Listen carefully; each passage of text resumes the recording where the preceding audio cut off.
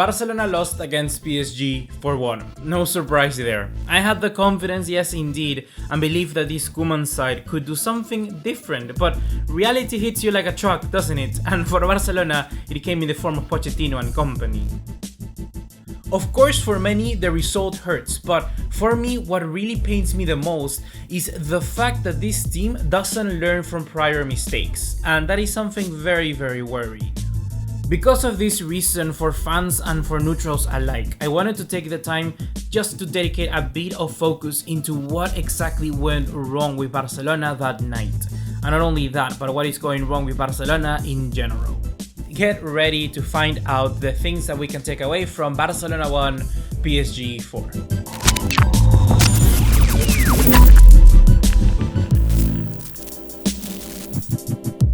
What's going on, guys? ¿Cómo están? BugaLuis here. Welcome back to another episode of #Unfilter, and this sort of episode might be something that we do in the future a lot more for other type of matches, maybe not only for Barcelona. So if that's something that you want to see, be sure to let us know in the comment box down below.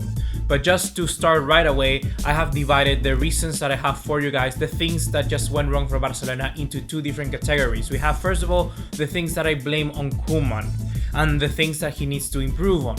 And then on the other hand, we have basically all of the things that went wrong with the team, with the squad, that Koeman cannot be held accountable for.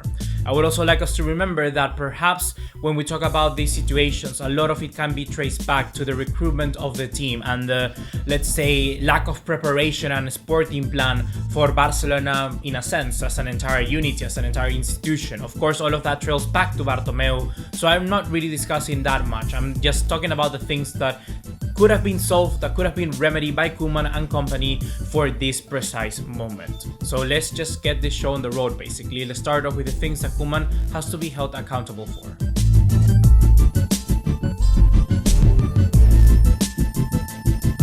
I must admit, right from the get-go, that the selection of Gerard Piqué for this game is probably one of the worst that I've seen in recent time, and this is why.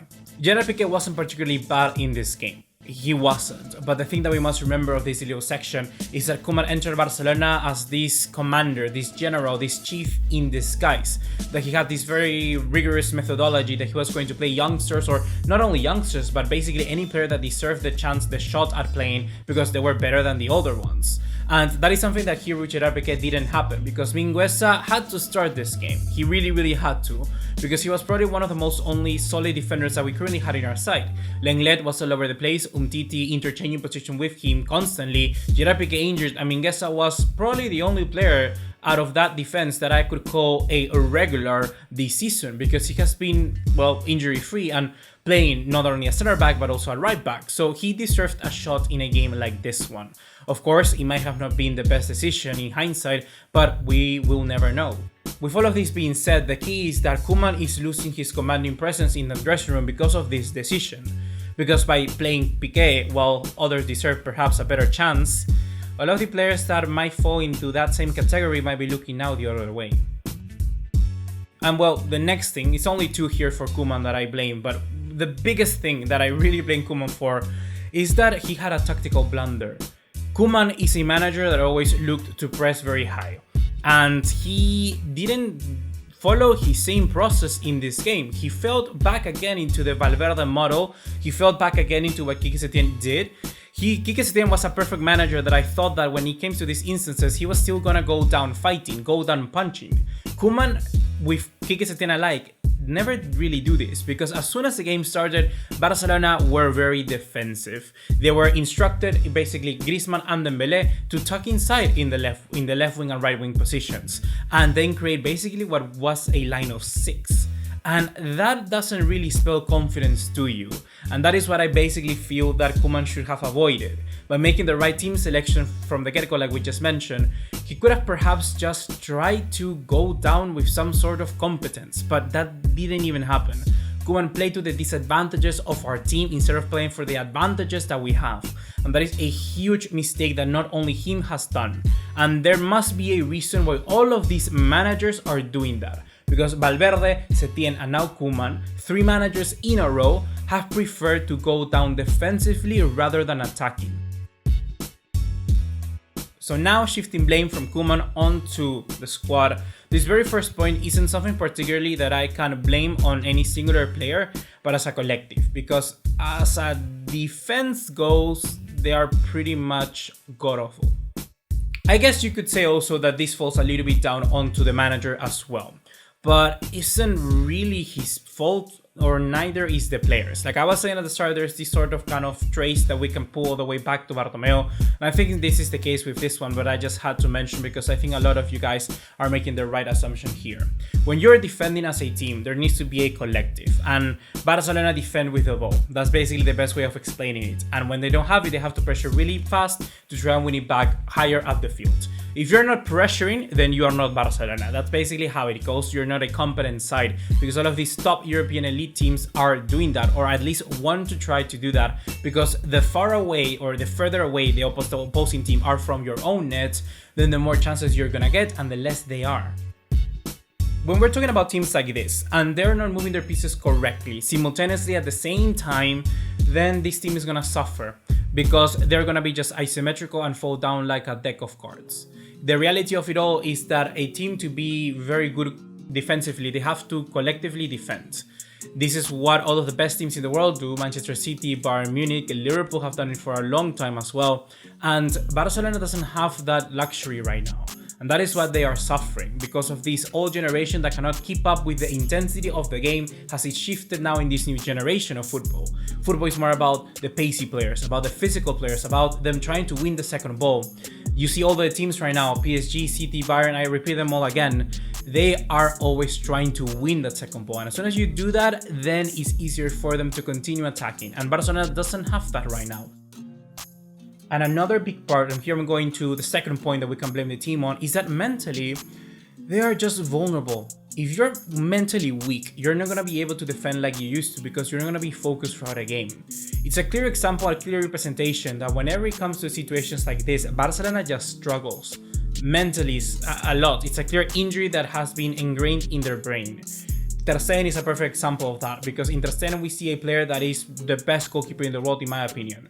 But when it comes to, well, the Champions League that we just saw, he made two god-awful distributions. And I think it's not just his problem, it's a problem of the entire side, because you could clearly see it, and especially in the older players.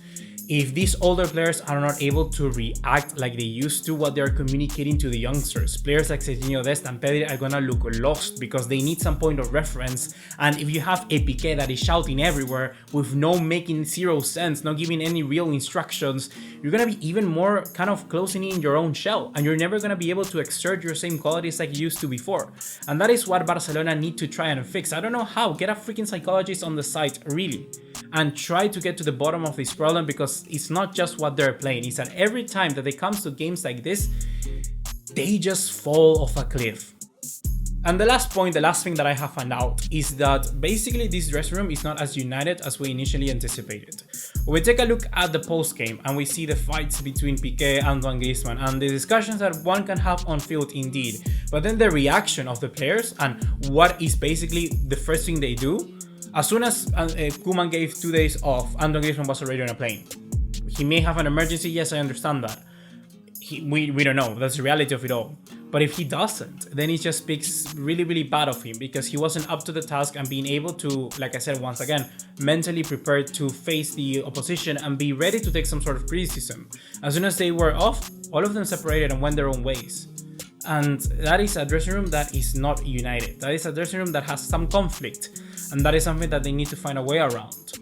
The team morale is something that Barcelona need to work on, and that will lead to a good mental stability. And as soon as we get that mental stability, I think we can play good as well.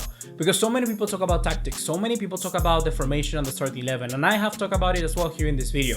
But the most important thing is that this team is not prepared up here. This team needs to get some sort of victory out there. This team needs to get a little bit of a head start over a hurdle, and as soon as they are able to achieve that, then I know they'll be having a turning point. But it has to come against a big opposition. It has to come against a very big team. And maybe a trophy can help, maybe a Clásico win can also do that. But in the Champions League, it's always going to be a hurdle until we're able to face that challenge. And with these old players, with these dumb tactical decisions, and with the lack of a defensive know-how and proper system, Barcelona are not gonna get anywhere.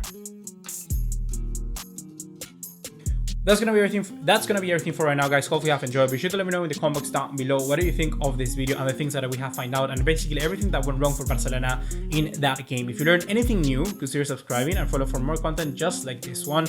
And also gear up for the Engine Room, the podcast that we are making. We've already made 2 bonus episodes talking about the Champions League. Well, I guess now it's a little bit redundant, but more is to come. So yes, keep tabs on that as well. See you in the next one. Take care. Ciao, ciao.